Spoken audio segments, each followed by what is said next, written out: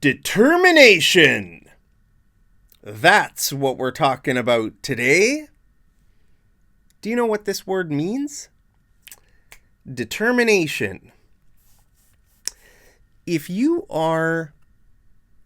see my brain here? Okay, if you are determined, that means you have a strong will to do something. It means you have a strong desire and you're going to try very hard to achieve success in that. Okay, so it's kind of a state of mind. Determination. Have you ever heard this phrase? Guys, I could say, I'm determined today to teach you some words and phrases to talk about determination. Are you determined to learn some English from me today? If you are, then smash that like button. And let's learn our first phrase here, our first sentence, okay? Where there's a will, there's a way. Have you ever heard this before? Where there's a will, there's a way. It means if you really want something, you will find a way to get it. Okay, look at this example here. So this guy says, I want to get a six-pack. What's a six-pack? It means your ab muscles, visible abs. Six ab muscles that you can see, even though there are 8, right? There are 8 ab muscles. Some people have an 8-pack, right? But a lot of people just have a 6-pack. I've got a 1-pack. I got a keg. If you've just got one, you can say I have a keg. I don't have a 6-pack, guys. Do you have a 6-pack? So this guy says, I want to get a 6-pack. And his friend says, where there's a will, there's a way. Okay? So if someone says something, you could say this. To say, if you really want it, you can get it. Okay? So usually this sentence, it comes after something that is hard. Something that seems almost impossible, maybe. Okay, like look at this example. Let me just check if we're recording, guys. Yes, we are. Thank you so much for joining me. So look at this example. While I was in the jungle, I was surprised to see the gorillas with a fridge full of ice cream. I guess where there's a will, there's a way. Okay, do you understand this? While I was in the jungle, I was surprised to see the gorillas. Now, what is this? Are we talking about animals? No, we're not talking about animals here. We're talking about people. Gorillas are people. Okay, this is, there are two words that sound exactly the same. Gorilla, that's a kind of animal. And this spelling of gorilla is kind of like, sorry guys, I need a, all right. So both of these words are pronounced the same way. Gorilla, gorilla. Okay, this one is the animal that lives in the jungle. And this is also a person who lives in the jungle. These people kind of see themselves as freedom fighters. They're kind of fighting against the government or against like the political establishment. They kind of have their own ideas for what they want to do, or I don't know. I've never met any gorillas. Do you have gorillas in your country? In countries like Colombia or, different South American or like Central American countries, you often hear about gorillas in those countries. This kind of gorilla, They mostly live in Africa, I think. But both of them are pronounced the same way. Okay, so let's take a look at the sentence again. We're not talking about animals, remember? While I was in the jungle, I was surprised to see the gorillas with a fridge full of ice cream. I guess where there's a will, there's a way. Okay, now why is this surprising? Well, because in the jungle, I mean, how are you going to get electricity to power a fridge? And where are you going to get ice cream from?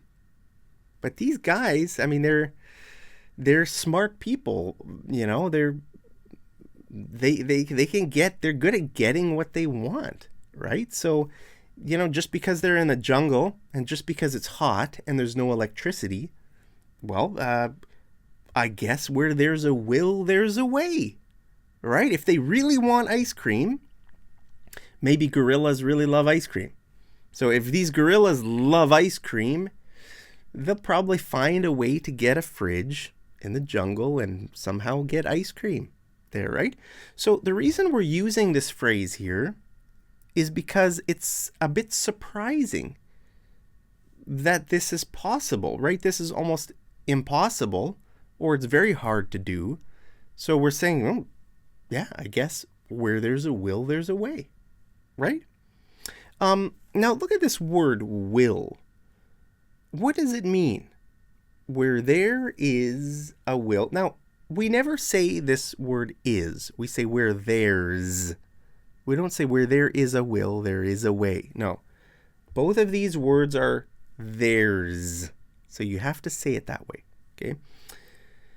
So where there's a will, what does this mean? Most English learners learn this word as a verb, right? For example, tomorrow I will eat ice cream. Okay? A verb. But look here, there's the word a. So this is not a verb here. We know this is a noun. Okay? So what is a will? A will. Well, the word will means a person's mental power to control their desires and actions. Okay, so everybody has a will. You have a will. I have a will. Okay, you might have a strong will, or you might have a weak will. Look at this example. The only reason she survived the illness was her strong will to live. Okay, maybe the doctors told her, hey, you're gonna die. And she didn't die. She survived because in her mind, she just decided, I want to live. I am going to get better. Okay? So her strong will kept her alive. Look at this example. I never achieve my New Year's resolutions because I don't have a very strong will. Right? Have you ever made New Year's resolutions? Be honest. All right, be honest. Maybe your New Year's resolution, this last year was to lose weight. Maybe you decided, I am going to lose 50 pounds. Right? That was your resolution. That means you resolved to do it, to lose 50 pounds. But then, 1 week later, or maybe the next day, you started stuffing your face with cake. Well, what happened? That means you didn't have a strong will, right? You have a weak will because you weren't able to do your resolution, right? So it's kind of like this, right? Your will and your desires are a little bit different. They don't mean the same thing here. If you have a strong will, that means there's very little room for your desires to control your decisions, right? But if you have a weak will, that means there's a lot of room here Like, let's say this red part is your desires, right? And this black part is your will. If you have a very weak will, that means there's so much room here for your desires to just take over your actions, right? So if you feel like eating cake, you're just going to start eating cake. But if you have a strong will, that means you will be able to overcome those feelings, those desires, right? I want cake. Nope, I'm not going to eat cake because I have a strong will. Sorry, guys, I'm losing my voice today. I will use my will to power through this lesson, even though my voice is giving out. Why? Because I have willpower. I have strong willpower. Okay? So, have you ever heard this word before? This is a good word. It's good if you have willpower. It means you can avoid temptations. You know, temptations always come into our minds, and we need to have a strong will. We need to have willpower to overcome those temptations, right? Or to say, no, I'm not going to do this or that. I'm not going to eat that. I'm not going to drink that. Okay? It's good to have willpower. Look at this. It takes an iron will to finish an Iron Man. Wow. It takes an iron will. What does that mean? Iron is that's a kind of metal, right? So this means a strong will. If you have an iron will, that's a good thing. It means you have a strong will. Nothing can break your will. Nothing can change your mind. Okay, so if you resolve, right? That's what the word resolution. Resolution is the noun. If you make New Year's resolutions, that's a noun. The verb is resolve. So if you resolve to lose 50 pounds and you have an iron will, that means you're going to do it. Nothing is going to change your mind. Nothing is going to break your will, right? It takes an iron will to finish an Iron Man. What is this? What's an Iron Man? This is the name of a competition. It's an event. It's a race. It's a physical competition. It's 226 kilometers of swimming, biking, and running. That's called a triathlon, okay? 226 kilometers. Man, that makes me tired just looking at that number. Can you imagine that? So you start off the triathlon, okay? This is an Ironman. You start off by doing swimming. So you swim for about 4 kilometers, I think. And then you get on your bike and you bike 180 kilometers. 180, guys. That's far. And then after that, you run a full marathon, which is 42 kilometers. So first you swim, and then you bike, and then you run a full marathon. That's called an Ironman.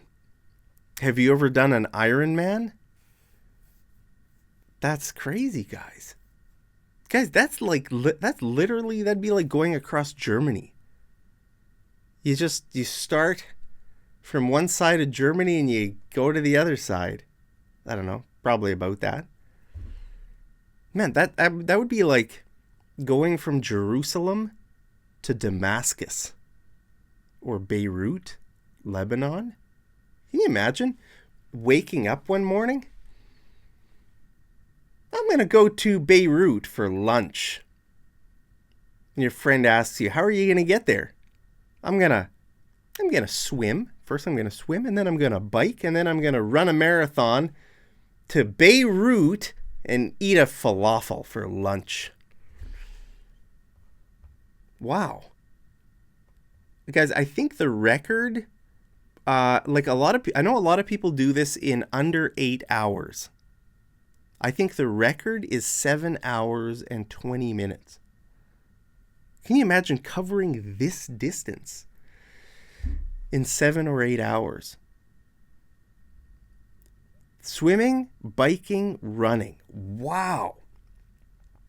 You'd really want to eat that falafel after that, right? So if you started at 6 a.m.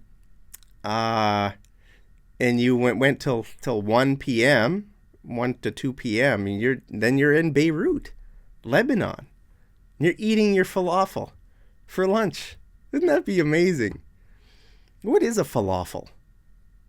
I don't even know what a falafel is, guys. It's a kind of food that they eat in the Middle East. It kind of uses, it's like deep fried balls of stuff. Deep fried balls of stuff. I don't know what kind of stuff. What is it? If you're from the Middle East, let me know, what is a falafel? I've eaten falafels. I know what they taste like, but what are they made out of? It's like some kind of I don't know. I don't even know what a falafel is, guys. Probably some kind of beans. Maybe a bean-based food. I think falafels are they vegetarian? Or is there some meat in a falafel? I'm not sure. Guys, sorry, my throat is so scratchy today.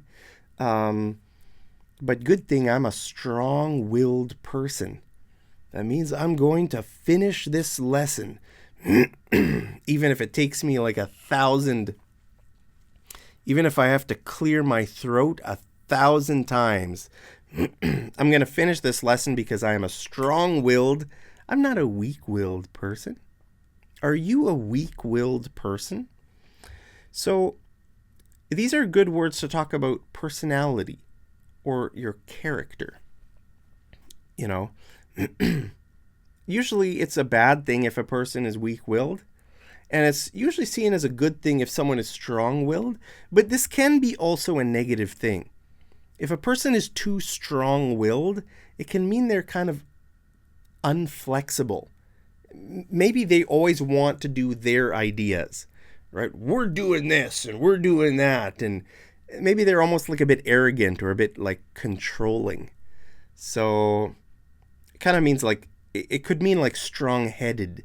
If a person is really strong-headed, that kind of means they're a little bit too unflexible. They're a bit too proud, maybe prideful or arrogant. So yeah, guys, I want to just talk about a few more words that you can use to talk about being motivated, because it's a good thing to be motivated, and it's a common part of life to be motivated to do something, right? I mean, you are learning English right now, right? That's great. It's a good thing. You're probably motivated. That's why you're watching my videos. Thank you guys very much for watching my videos. So you could say, I'm fixated on learning English. Okay? If you are fixated on something, that means you're very focused on it. You're motivated. You're not going to get distracted by anything else. It's like you're just laser focused. I should have put that on here too. Laser focused means you're just totally focused on something. Okay? So that's what fixated means. So if you look at someone and your eyes don't go anywhere else, then you're fixated on that person. You could say, I'm dead set on passing my exam, or I'm dead set on getting a 6-pack. I'm dead set on, I don't know, what are you dead set on? So all these kind of mean the same thing, right? I'm bent on.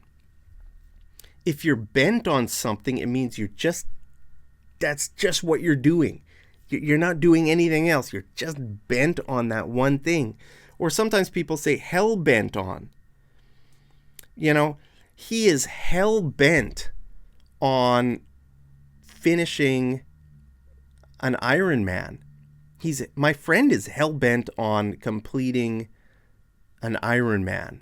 Or my friend is hell-bent on getting a six-pack. My friend is hell-bent on learning English or something. You know, I don't know. You could be any of these on anything, right? So these are some good ways to say you're very motivated, you know. Now here's another good word. Whoop, missed this one. Unwavering.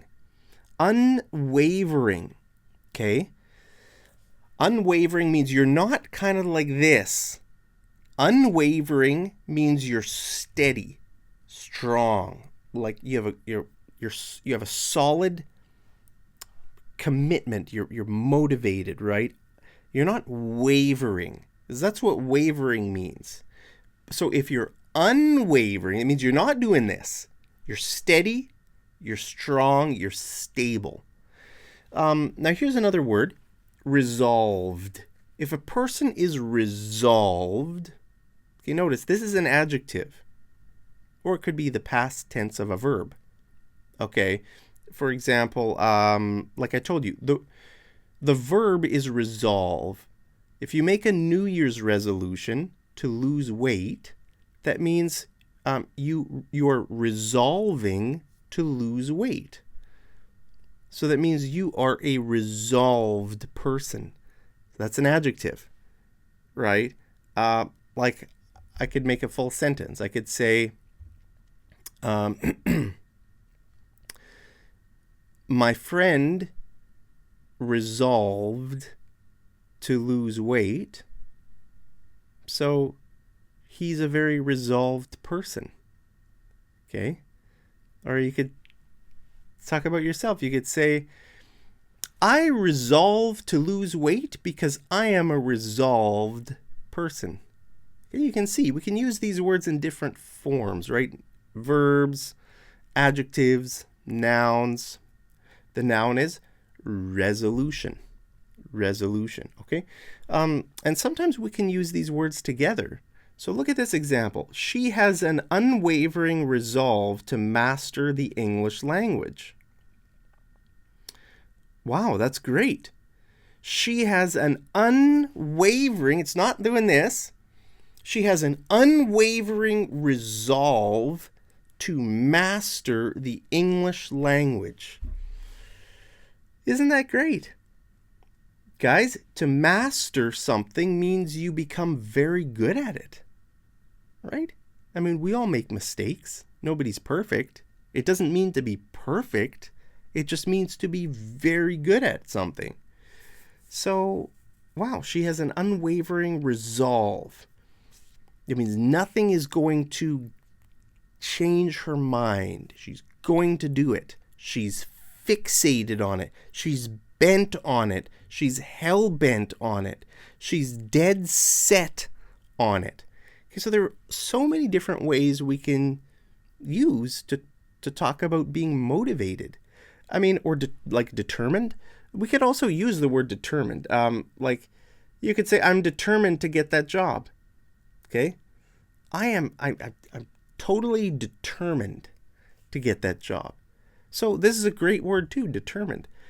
I just wanted to make a video to teach you some other ways to say determined, because it's good to kind of increase your range of vocabulary.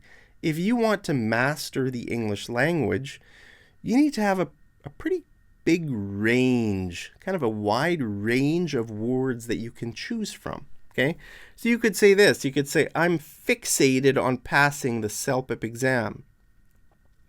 Okay, the CELPIP exam is a Canadian English language test. You know, I've helped many people pass the CELPIP exam. And you know what? The people who pass are totally fixated on it. Like the people who pass after one or two tries, you know, sometimes a lot of people fail the first time. They take the test, they don't really know what to expect, and so they fail. And that's fine. And then after they fail once. If they need to get it, for immigration purposes, they're usually very motivated to do it. And very often, a lot of people that I've helped, they're just fixated on it. And that's a great thing. They're very focused, and they just decide, look, I am going to pass this test. And they do. They always do. It might take them a few tries, take some coaching from me or my videos or my books or something. But, if people are fixated on something, they can usually achieve what they want. Not all the time. I mean, sometimes we're in situations where, it's some things are out of our control, right? It might be something in your country, if you say, I'm fixated on, I don't know, you could say, I'm fixated on getting all the gorillas out of my country. The people, not the animals. There are no gorillas here in Canada of either kind, I think. I don't think there are any animal gorillas. I don't think there are any human gorillas. But maybe in your country, there are some human gorillas, and maybe you don't like those people. Maybe you could say, I am bent on ridding my country of all the gorillas. I don't know. Some things are out of our control, right? You might be successful, you might not. I don't know. But it's usually a good thing to be fixated on something. That means you're very focused, and you can achieve success better if you're determined to do it, right? Now, look at these two words, dedicated and devoted. They kind of have a similar meaning, right? If you're dedicated to something or devoted to something, but these words are better to use with like a process, not so much a result. Does that make sense? Like, look at this, okay? He is dedicated to his studies. Okay? This sentence means that he kind of, we're talking about his relationship to his studies. What kind of student is he? Is he like a lazy student? No, he's dedicated, right? Every day he studies hard. He's dedicated to his studies. We're not talking about a result here. I mean, the result is implied. If there's going to be like a graduation at some point, maybe 10 years. Maybe this person is studying rocket science or some very advanced thing, and maybe it takes like 10 years to study it. So we're not talking about the result here. We're talking about the relationship to the studies. Does that make sense? Or look at this, she is devoted to her husband. Here, is she trying to get a result? No, there's no result here. She's just devoted to him. He's a lucky guy. He has a devoted wife. That means even if they have hard times in life, she is going to stay with him. She's going to love him because she is devoted to him, right? So here we're talking about the relationship, like the commitment. We're talking about her commitment to the relationship, not any particular result. Does that make sense? So if we're talking about results, these words are good to use for results. I'm determined to learn English, that's in a way like it's up to you if you consider something a result or not. Like you could say, I'm determined to have a successful marriage. I'm fixated on having a successful marriage. I'm bent on staying faithful to my wife. I'm resolved to having a good marriage. I'm dead set on, being a good student, right? I'm dead set on studying hard, right? So it doesn't mean that you have to always be thinking about results, But very often people use these words when we're talking about results. You know, for example, getting a six-pack. Yeah, I mean, you have to be resolved to do it, right? You have to be determined, motivated, right? Fixated, right? Fixated on it. Yeah, so I mean, I don't know. These are just some great words to add to your vocabulary. So that's all I wanted to mention today. Guys, let's do some homework. What are you fixated on? Is there anything in life right now that you are just totally fixated on? Are you a kind of person who like fixates on things?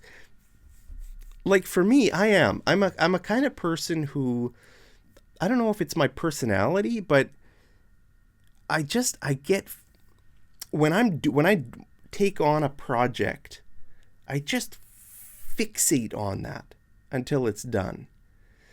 If it's something I care about. If I don't care about it, I don't even take on that project, right? So what I've noticed in my life is if I care about something, then I fixate on it. If I don't care about something, I just don't try very hard with it, right? So I don't know. What are you fixated on these days? You're trying to do something, you're trying to achieve some sort of result in something. Maybe you're totally fixated on learning English. Well, guys, thank you very much for watching my videos. Hope you're doing great. As always, I love you very much. And also, as always, I'll see you over in the next episode of Mad English TV. Take care.